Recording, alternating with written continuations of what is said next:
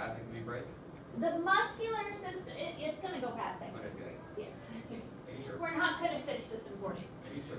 Yes, I I'm think sure. we could. 4 Why it's days. stop walking? Well, Thanksgiving No. break, we've only got 4 days before Thanksgiving break. Really? Should not. Yeah. No, I know, but Thanksgiving's next week. You didn't know. Yes, Thanksgiving's next. it's usually with that. Every year it's just that. Well, then you came like halfway.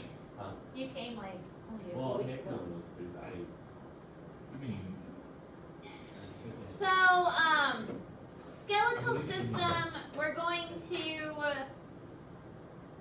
I don't know, this system there is a lot of memorization of bones, which is not what physiology is. Let's skip it. Oh. No, there's still I took it out. many things to learn Okay. that is physiology related. Like, how do the bones grow? Did you Okay. learn that? calcium, milk. No. Endochondral versus intramembranous. Yep. My Or brain do sends all a that. signal. You already knew that. Yep. My brain Milk, sends a milk, signal. milk, that's Basic, all. basic common knowledge. Do you know about all the joints? Yep. Yeah, they're all in there. Strawberry milk also does. I know all of them. That's me. There is still physiological stuff to learn. Absolutely. But we are not going to spend quite as long as we will on the muscles. Because- Question. Yes. What is spongy? Where is that found? That is Inside found within most of the bones, but not Those as insides. high as a degree as the compact bones.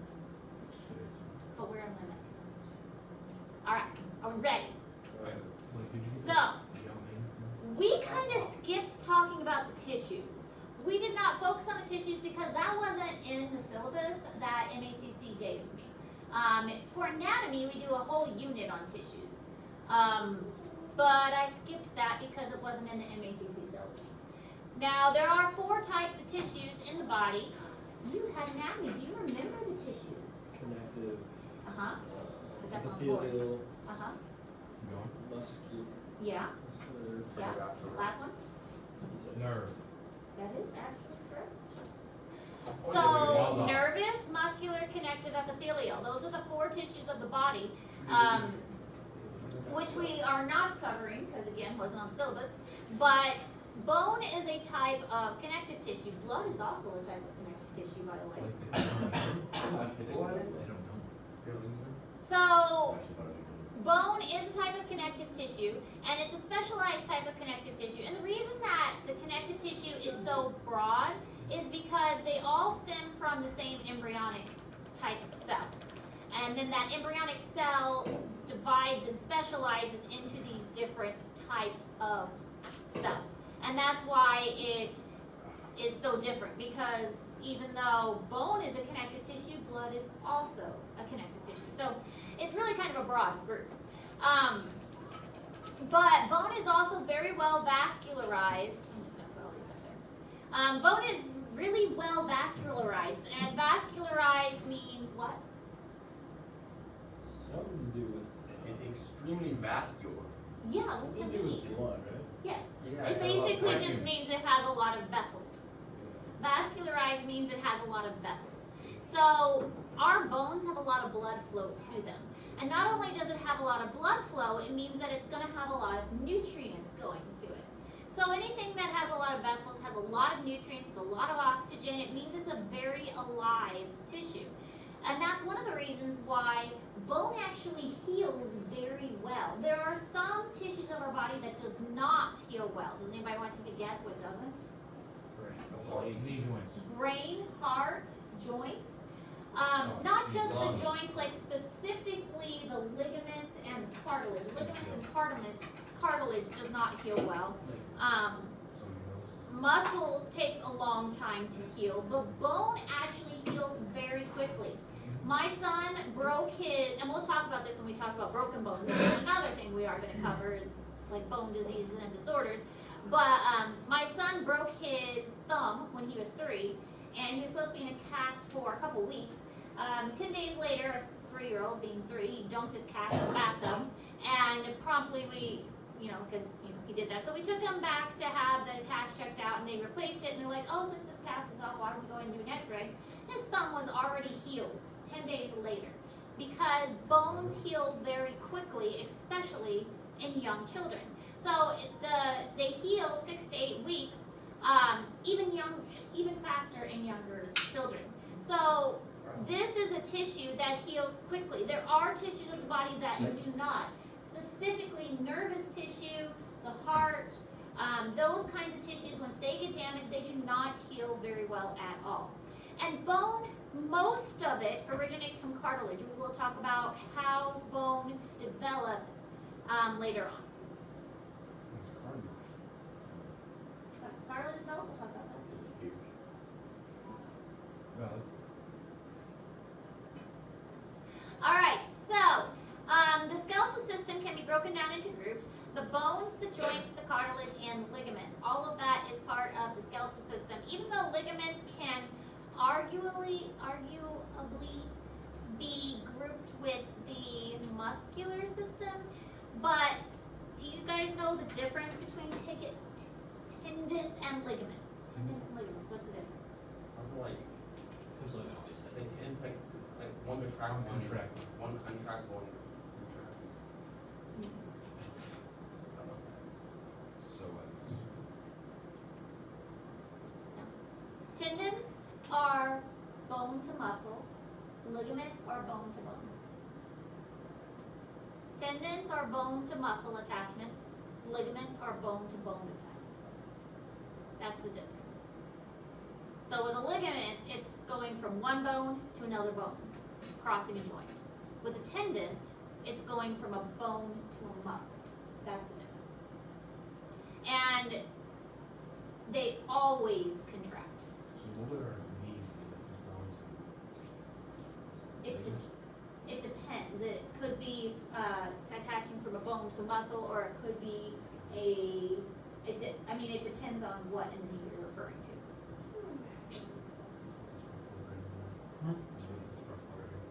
Your kneecap? You know, like the little muscle that's stretching like on top of I'm them. like, I'm not getting my notes. Oh, Carter's been having. Sorry, The guys. muscle that's stretching across the Brief intermission.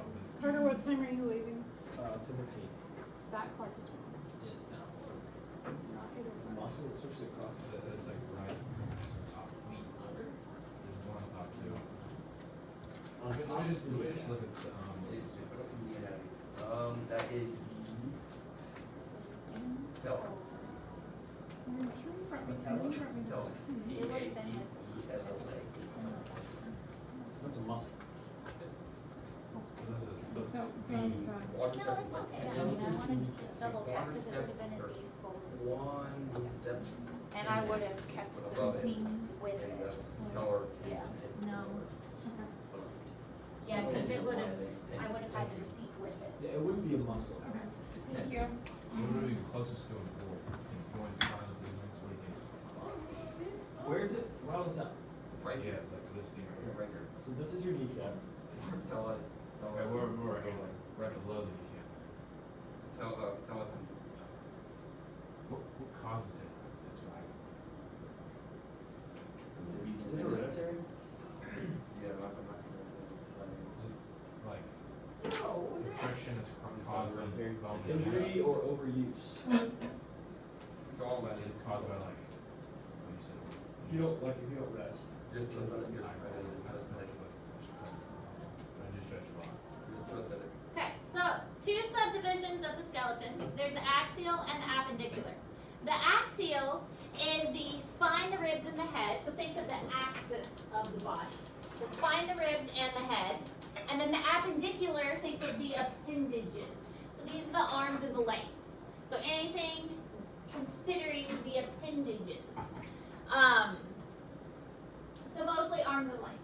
We are not going to get too in depth with that because again, we are not a labeling class. We are a how does this work class. And even though there is going to be a little bit of overlap, I try very hard to make that distinction.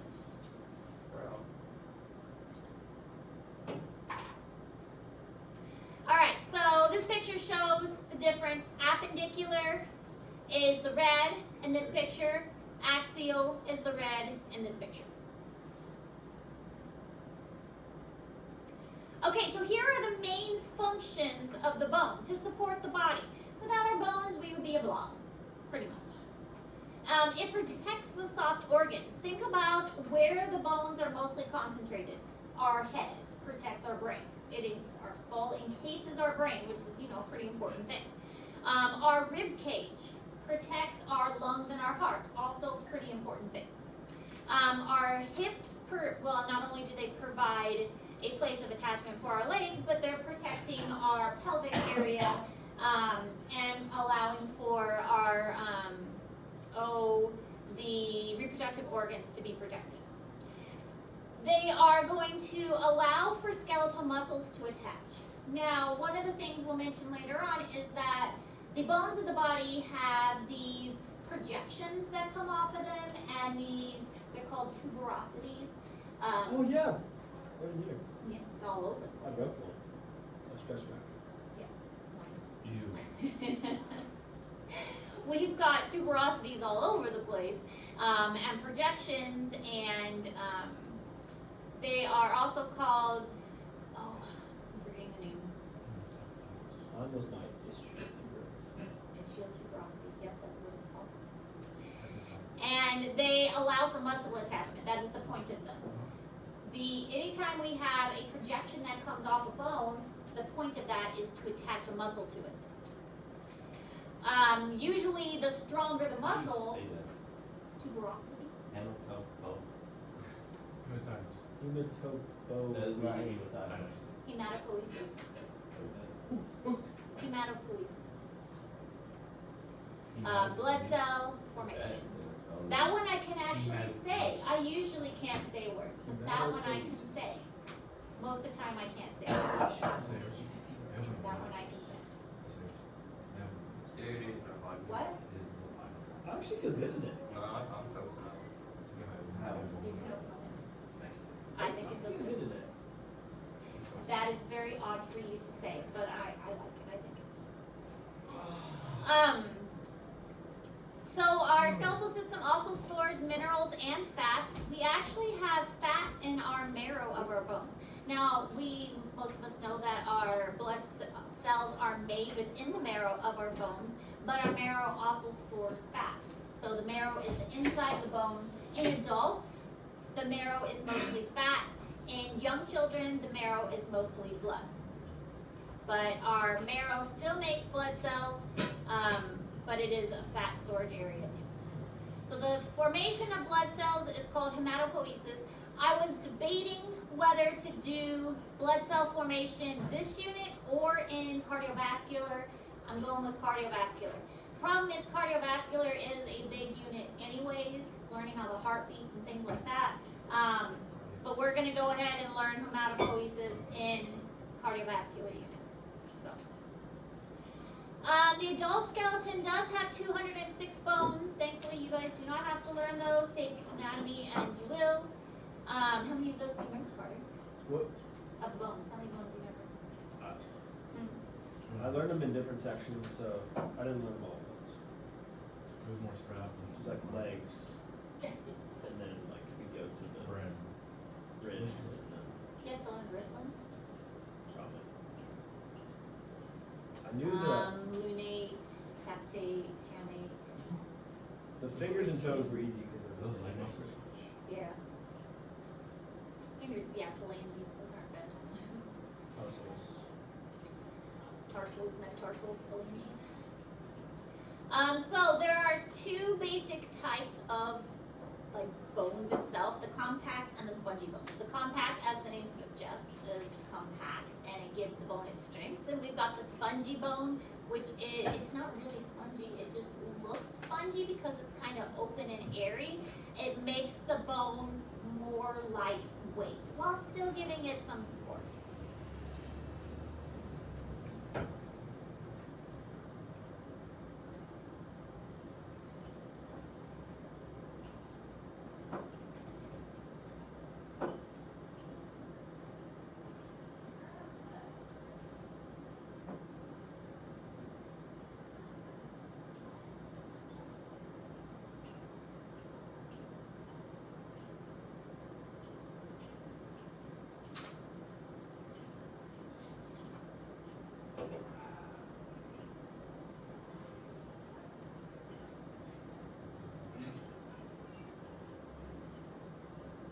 So this picture shows the compact versus the spongy bone of the skull. Most bones have both. They have the compact and the spongy, but they have it to varying degrees. The bones that need to be stronger are typically going to have more compact. The bones that need to be lighter are usually going to have more of the spongy bone. So compact bone, let's learn a little bit about that while we're on the topic. It's the stronger of the two bones, and it's found under what's called the periosteum. So the periosteum is it's the outermost layer, and it's kind of a leathery covering of the bone. It's like on the very outside of the bone, and it's leathery. It's more of a tissuey part of the bone than actual hard bone. And then we have something called the diaphysis. The diaphysis is the stem of the bone. So it's found in the diaphysis. That's where the compact bone is found, and its job is really to support and protect. So that is what the purpose of the compact bone is to support and protect, make things, make the bone stronger, make it more sturdy. Now, its main structure is this thing called an osteon, and the osteon are these round units. So obviously I'm trying to skip a lot of the labeling and give you the basics, because there's a lot of labeling here. We've got things called Haverson canals and Volkmann canals and lamelles, but I'm trying to skip all that and give you just the basics. So an osteon is like all these circles that are within the compact bones.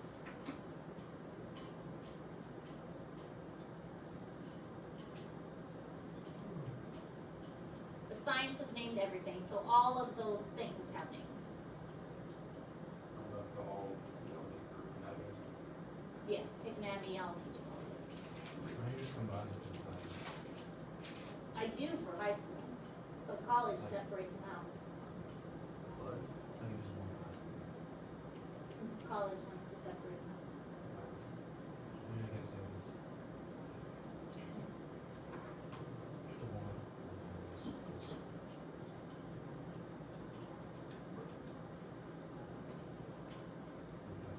For high school, I do teach them together. Like, I used to teach a high school anatomy and physiology class. So I would teach them together, but I wouldn't be as in-depth.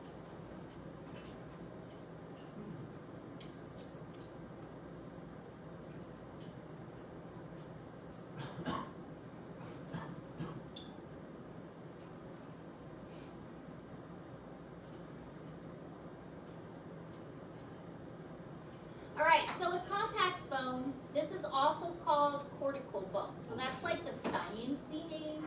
Compact bone is more of the common name, but cortical bone is the sciencey name. And it does make up 80% of the bones of the body, so it's like most of the bone is compact bone. It does have a high resistance to bending and torsion, so it's more like rigid. That's why it's called compact bone. And the osteonic canal, like, that is where you're gonna find blood vessels, the capillaries, the arterioles, and the venules. We haven't really gotten those yet because we're not in the cardiac unit. But capillaries are very small vessels. Arteries carry blood away from the heart. Venules carry blood to the heart. And then also, it's going to contain the nerves and the lymphatic ducts. So there's really a lot going on within your bones. Your bones are not just dead. Your bones are alive. They have a lot of nutrients going to them. That's, again, why they heal themselves so well, because they've got all of this nutrient flow going to them. It's not like the top layer of your skin, which is dead. Your bones are very much alive. They can feel, they have nerves going. That's why it hurts when your bone breaks. It's got a lot of nerves to it. It's got a lot of blood vessels. The Haverson system, which is the round osteons we talked about, they have these areas in them that have mineralized bone, and it's called the interstitial lamelles. They are what is allowing them to be hard and be calcified, and it's like layers of a tree. It's a good way to think of it. When you cut a tree down, you see those rings. and that is what is giving the strength to the tree. It's also what's giving strength to the compact bone, and those, it's called the interstitial lamelles. Those layers, those rings.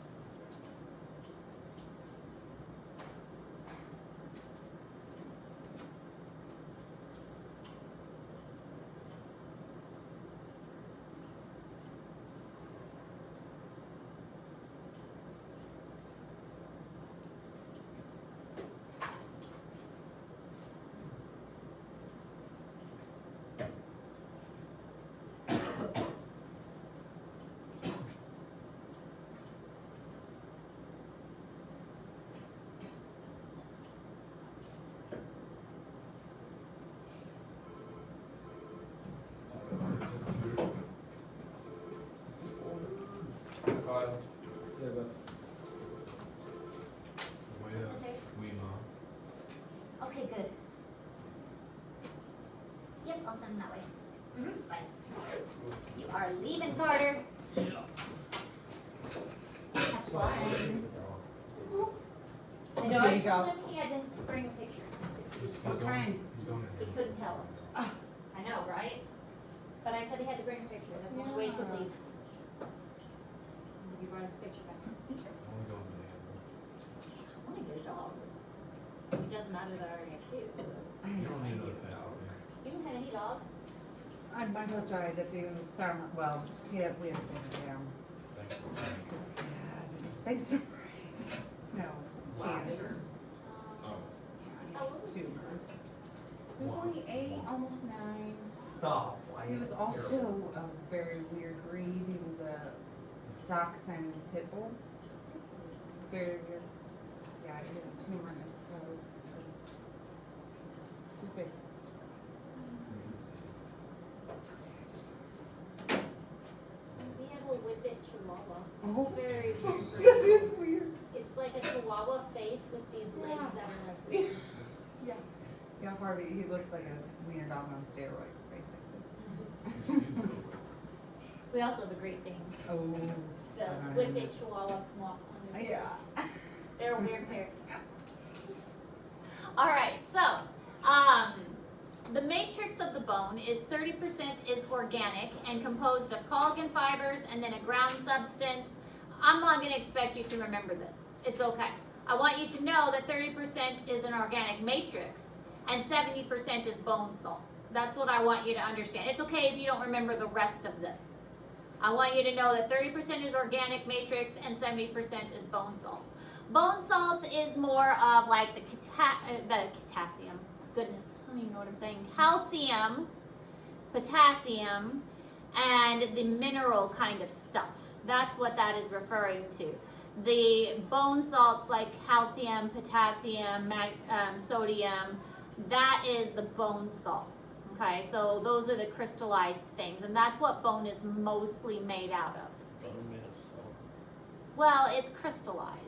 That's what it's referring to when it says bone salts. It's crystallized. And then the other things are the fibers is the organic matrix. The fibers, they kind of hold the crystallized things in place. That's the purpose of the fibers, is to hold the crystallized parts in place. Newly formed bones have a considerably higher percentage of matrix in relation to salts. So when the bone is first formed, it's going to have more of these fibers, so it's more flexible. Is what is how you can interpret this.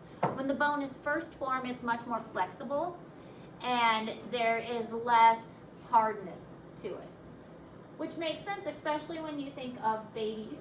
Their bones are much more flexible, and it isn't until later that it's more calcified and it's much harder. So 30% of it is fibers, and then 70% of it is the hardening calcium, potassium, magnesium, those things.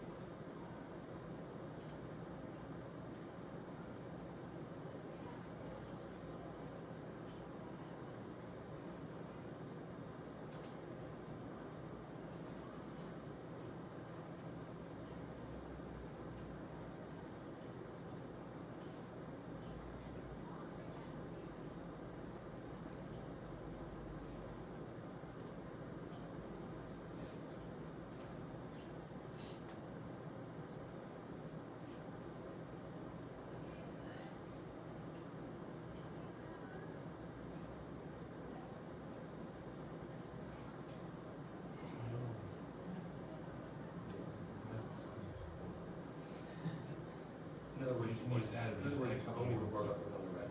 I wrote added, but also bold words. I'll see you afterwards. Okay.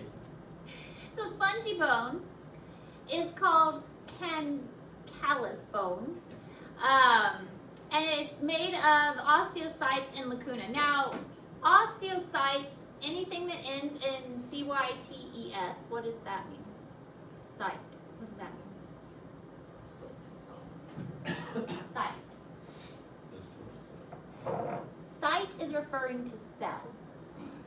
Site for cell.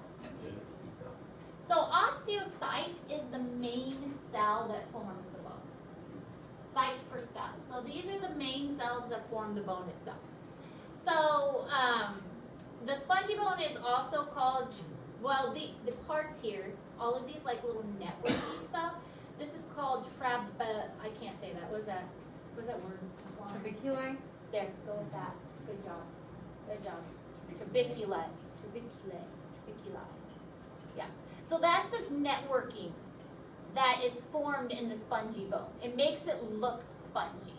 They appear random, and they make these networky that makes it look spongy, but it gives the bone more strength than you would realize. It creates these air pockets within the bone. It makes the bone kind of light. And a lot of it is found in the head regions. This is called the epiphysis. The diaphysis is like the long portion. The epiphysis is the head regions of the bone, or the ends of the bone. So the trabeculae. That's the cross networky part.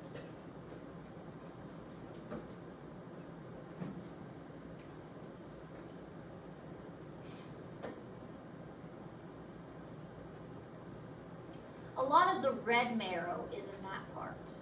The fat is in the center of the bone. The red marrow is in the spongy bone. The fat is in the compact, long part of the bone. Because our bone has yellow marrow and our bone has red marrow. Red marrow in the epiphysis, yellow marrow, diaphysis.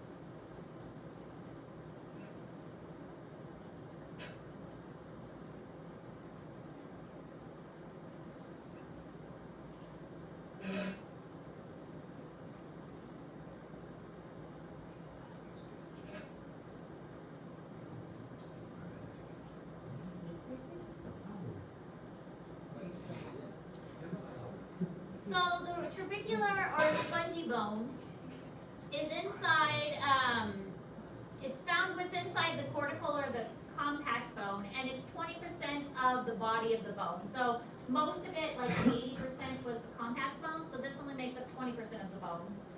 And 5 times greater surface area than the compact bone. That's because there's so much of the networking going on, so it has a bigger surface area. There's a faster turnover rate, so it is created and destroyed faster than the compact bone. It's more important than the cortical bone in terms of calcium turnover. So when our bones are like osteoporosis, for instance, you guys know what that is? Have you heard of osteoporosis? Yeah. And we're going to talk about that when we talk about diseases and disorders. But osteoporosis is bones getting brittle when calcium has been removed. It's especially important in elderly people because they suffer more from it.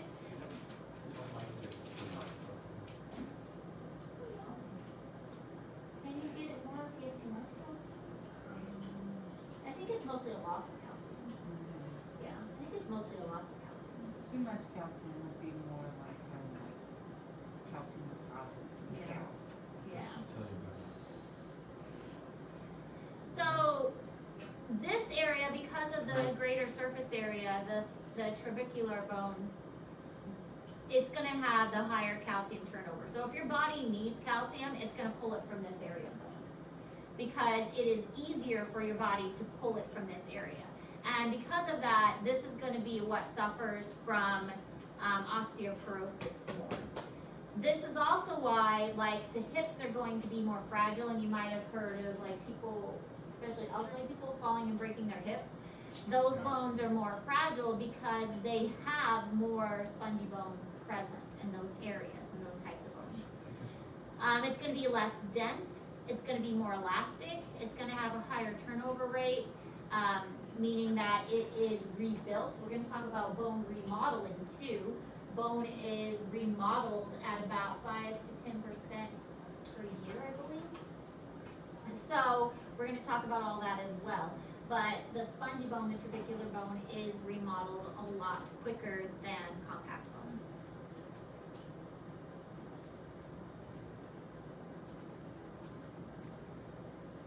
Within the center of this, it contains red marrow, yellow marrow, and bone cells and other tissues. So it's not just a hollow space, it's got stuff in it.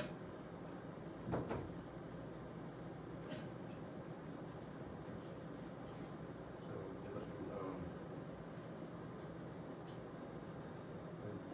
blood marrow, regardless of, is it only spongy bone and compact bones too? It's a, and we'll look at a picture in a moment. Just thinking.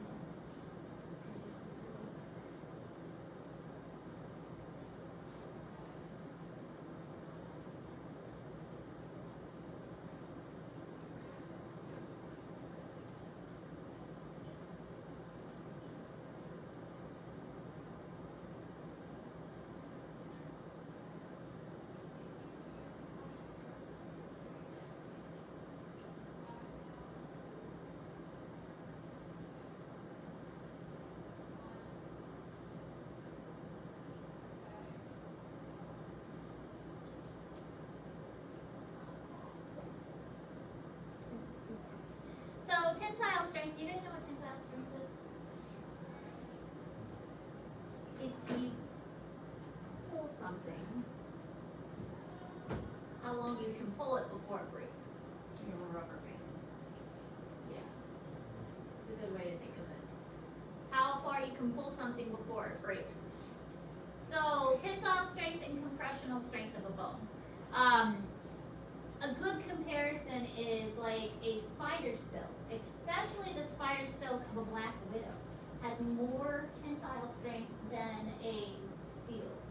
So if you had a piece of steel that was the same size as a black widow thread, the black widow thread would have more tensile strength than the steel. Pretty interesting. But collagen fibers of bones have a greater tensile strength, whereas the calcium salts have a greater compressional strength. So the fibers are more stretchy, basically, and they allow the bone to have a little bit of give and a little bit of flexibility, which is good because you don't want your bones to just snap. You want them to have a little bendiness to them. But you also want them to be able to compress a little bit too. You want them to stretch a little bit, you want them to compress a little bit. You want them to have a little bit of movement. You don't want them to be completely rigid that they're not going to have any flexibility whatsoever. So the fibers allow them to stretch, the salts allow them to compress a little bit. And between the two, your bones have a little bit of movement to them. And that's good because if you are in some kind of accident, or if you push yourself too hard when exercising, your bones have a little bit of flexibility so they're not just going to snap. It's a good thing to do. Where, a lot of things that are out there, even just like a tree branch, you can take a tree branch and you can wiggle it a little bit before it just snaps. And that's good for the trees as well, otherwise every time they blew in the breeze, they just snap over. So it's a good thing that our bodies are able to do this. Bony structures that have both extreme tensile strength and extreme compression strength, this allows for this combination. So the fibers and the crystals allow them to have this give. A lot of times we see this flexibility better again in younger children. Another example, my brother when he was really little. His leg got, what did he do? His leg got, well, he was playing in the car, he put the car in reverse by accident, jumped out of the car because he panicked, and the car ran over his leg. Mm. But he was fine, nothing was broke or anything, because his bones were flexible, and they had this tensile strength and compressional strength, and he had a little bruising, but nothing was broken, because even though a car ran over his leg, the bone was okay. Think about babies, I mean, they fall constantly. Hardly ever do babies struggle.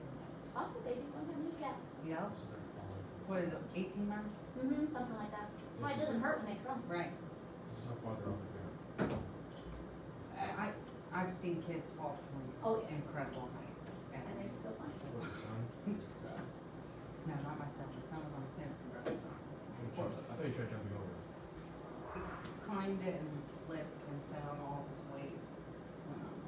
My daughter Oh. pushed my son off the couch and he broke his thumb. Oh, oof. He was 3 though. Mm. Okay, these are in Google Classroom.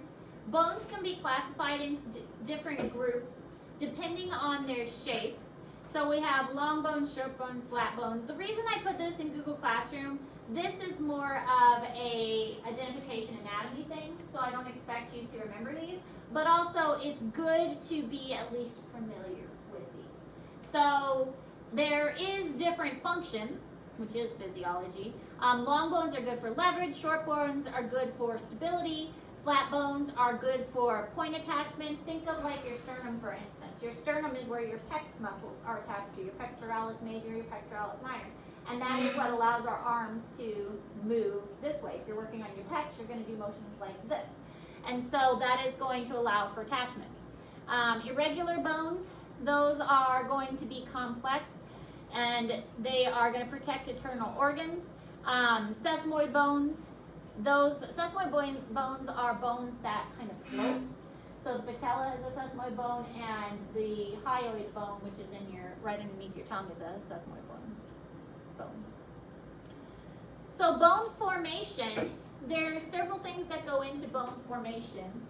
Ossification is the growth of a bone and also turning it into something that is softer into something that is harder. Then we've got intramembranous and endochondral bone. These are the 2 ways that the bone is going to harden. They can start as a membrane and turn into a bone, or they can start as cartilage and turn into a bone. So those are the 2 ways that bones form, intramembranous or endochondral. All bones are going to start as cartilage and gradually turn into bone, either as a membrane or as the hyaline cartilage. And then they're going to, especially the long bones, they're going to have a primary ossification center and then a secondary ossification center. The primary is usually in the center of the long bone, and then the secondary is at the ends of the bone, what's called the epiphysis. In all honesty, it's probably easier to take anatomy first and then physiology. These terms would make a lot more sense. Because you would have learned about epiphysis and diaphysis and things.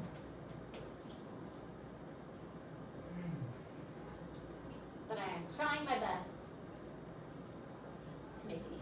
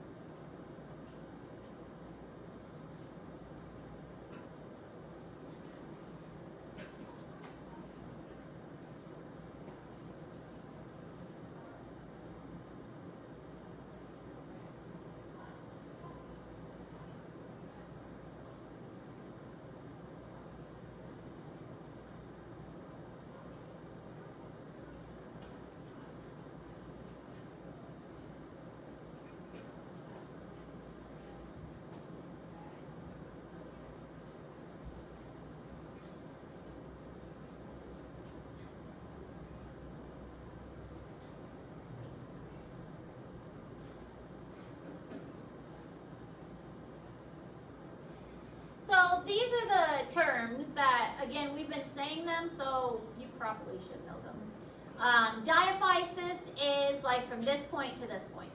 Diaphysis, the long part of the bone. Epiphysis is the ends of the bone. So epiphysis. Diaphysis, epiphysis. Medullary cavity is the center part, and it's typically filled with yellow marrow when it's an adult, red marrow when a child. And then articular cartilage is the areas at the end of the bone. Articular means like to touch. So this is areas that are touching other bones and interacting with other bones. So these are the joints. And so there's going to be cartilage on these joints, and basically it prevents the bones from rubbing up against other bones. If there is cartilage on those joints, it makes it so that there is a smooth surface, so bones not rubbing on other bones. It's very painful when you have bones rubbing on other bones. One of the forms of arthritis, not the only one. But one of the forms of arthritis is when that cartilage is gone, and then you just have bone on bone. Not pleasant.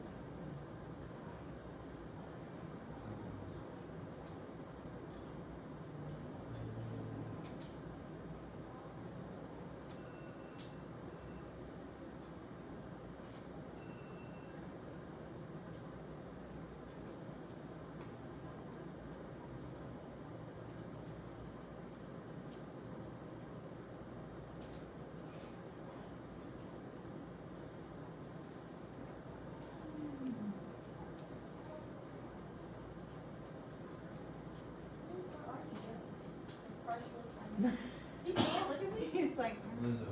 don't you? Did Lizzie recognize the name? Because he He sure sure turned when did. I said his name. It's like you. Liz, Tiles are pretty small. he knows his name.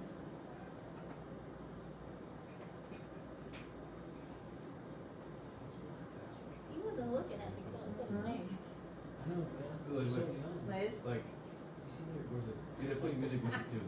He's like, I don't know your voice. I didn't even see Liz, funny. Play music, and that's probably really stuff. This picture is in Google Classroom, just a basic labeling of the bone. Again, you're not going to label things for the test. The terms are more for us to just use in class so you're familiar with when I'm speaking. When I say diaphysis, you know what I'm talking about. That's more of what the terms are for. So you don't get lost when I'm speaking. Yellow marrow is fat, and then the compact bone, and then the periosteum, we were talking about that. That's this part that's peeled away here. The periosteum is this protective coating on the outside of the bone. So it's like it's a very leathery kind of tissuey connective part.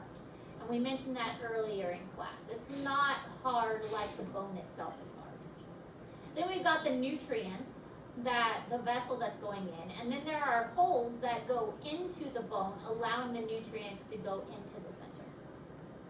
Little canals that let them go in. So here's the periosteum again. Periosteum has blood vessels, lymph vessels, and nerves, and then attachment points that allow it kind of sticks to the bone itself. So it allows the bone to attach, or it provides attachment. It's this covering the surface to the bone. And then the endosteum is on the inside. It helps with growth, repair, and remodeling.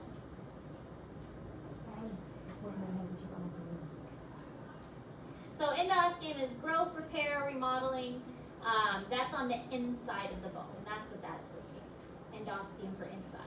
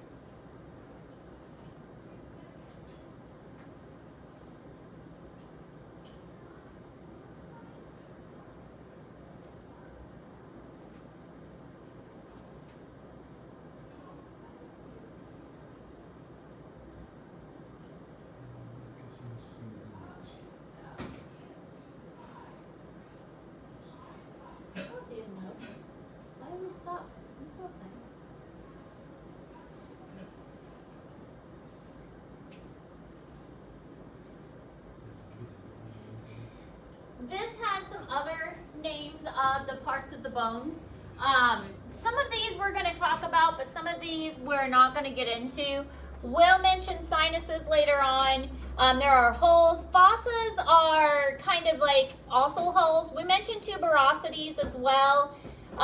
Processes are parts that stick out. Projections, because scientists like to name everything. It's like there's a bump and a scientist has to put a name to it. So they name every single part. So this is more of a terminology thing. We're not going to get into all of these, but some of these are important, like foramen is a hole through a bone. And that's important because we will talk about a few foramens that the vessels go through. But again, we're not getting too in depth. This is just some of the major features that the bones have. And the reason that I put this up here, bones aren't just completely solid. With the face, we've got some sinuses. These have purposes. We're going to talk about the sinuses a little bit later on. But the tubercles and the bumps, these are all attachments for, here's a tubercle, for muscle attachments. And anywhere we see like a projection, there's a reason that these are here. This all allows for muscle attachment. Anybody know what bone this is, by the way? Femur. Yep. So, well, this one's the femur. What's this one? Tibia is that little thing in your knee. Says it right there. It does say it right there. Humerus. But where is that? It's right there. There's two That was bones here. close. Brandon was pointing at it. Yeah. Yeah, it's in the arm. Good job, Are Brady. they called funny bones? Yep. Humans. All right.